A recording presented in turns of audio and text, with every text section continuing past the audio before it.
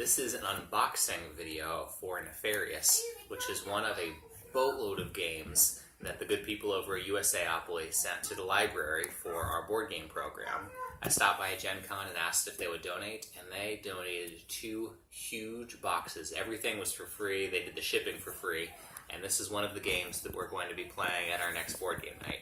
So I wanted to do an unboxing video and thank all of the people over at USAopoly. Could you pause the video for just a second, buddy? Alright, just getting the plastic off here. And this is a strategy game by the same person who made Dominion, which is an extraordinarily well-selling game. So I assume that this one's also going to be well designed. The box says that it contains all of the rules. In fact, here are all of the rules. We've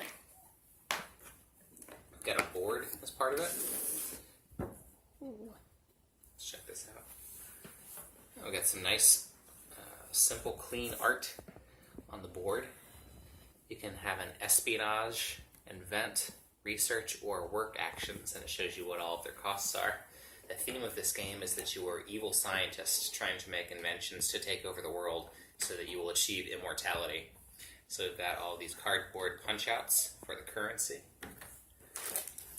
Got probably a worker placement style game with all of these different little meeples in here. They're not the standard Carcassonne meeples.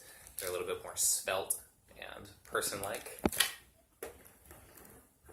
Got some cards for the game. These are the invention cards. And we also have the action cards on the things that you can do over here. So it looks like the invention cards go here, the espionage cards would be played over here. And then there's also a twist that happens in the game. So an example of one of the twists is academic funding. At the start of each turn, if you have no inventions, you gain 2 gold. So this is the unboxing for Nefarious.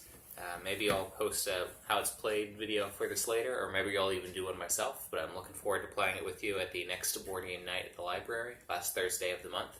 And thank you again to the wonderful donation from USAopoly.